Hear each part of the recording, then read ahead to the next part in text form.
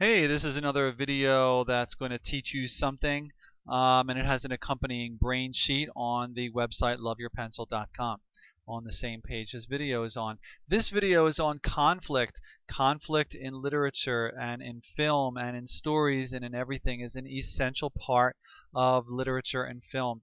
Conflict occurs when a person struggles or fights with another person, with society, with nature, with a machine, an animal, or his or her conscience. And there are other categories too, but these are the most common ones.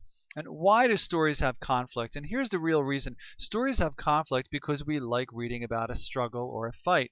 And the reason why is because we really like finding out how people overcome their struggles.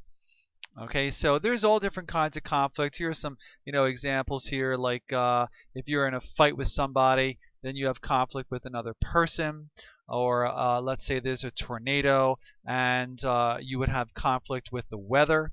You could have conflict. You could get a flat tire on your way to a hot date, and then what you have here is you have conflict with a machine. Or what you could do is you could be on the wrong end of an angry dog, and you would wind up having conflict with an animal. So you have conflict with animals, conflict with machines, conflict with the weather, conflict with other people, and there's all different kinds of conflict. But the most common ones are here. And for if you are wondering what conflict does to make a story interesting, here you go. Now, I'm not going to read this whole thing here. It's available on the brain sheet, which you should click on and download and read. But this story, I believe you will find more interesting than this story. It's the same basic setting, but this story is more interesting because it contains conflict. And when you're done with this, you should be annoyed that the story isn't finished.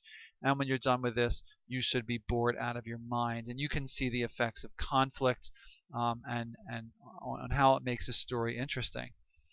And the thing is here, you know what your problem is? I'm going to tell you your problem. Your problem, I'll tell you, your problem is your face. It's a sick fuchsia color. Are you feeling all right? Maybe you better sit down and take it easy. See, made you look. It was the conflict that did it. You thought this was another word, didn't you? Yes, you did. But it's the word fuchsia, which is kind of like a hot pink, which is this color here. And so conflict really grabs a reader. I mean, if you want to make a story interesting, you have to have some kind of conflict in there. Make an explosion, make somebody break up with somebody, so forth and so on. It makes stories really interesting.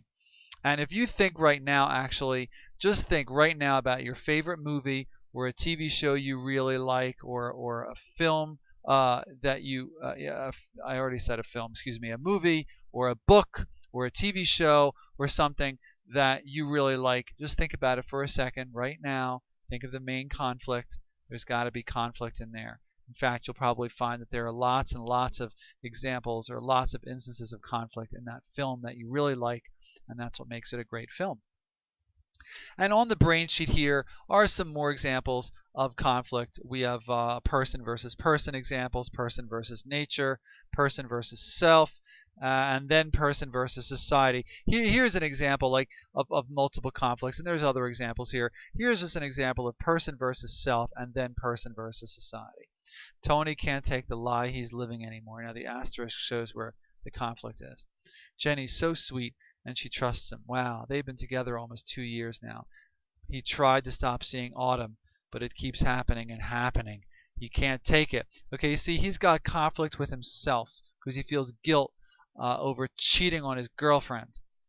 And then he has to tell Jenny the truth before she finds out from someone else. But it's too late. The word is out. And now nobody will talk to Tony because Tony's a no good cheater. I won't say anything inappropriate. He's a no good cheater, and so you go from person versus self, and then person versus society. You see, so there's a lot of examples of this, and there's more of it here. Here's some more examples of. Here's one with person versus machine, and then person versus self. It goes on and on. There's so many different ways to have conflict in your story. And there's so many different kinds of conflict out there, and it's sort of an interesting way to look at a piece of literature or a film in a new way. Just what is the nature of the conflict? What are the examples of the conflict? How does the conflict drive the plot forward? These are all things that really are interesting to think about when you read or when you watch a film or a TV show or anything like that. And here is an assessment as usual. You should get a perfect 15 on this, where you circle some true-false questions.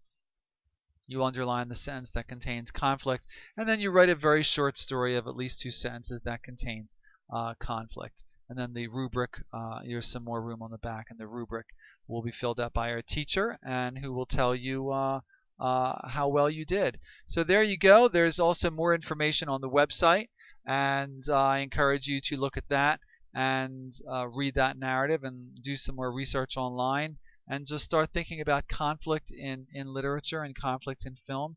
And I think you'll find it an interesting new way to look at some things you're already familiar with. Thanks a lot for watching, and I'll talk to you again in another video.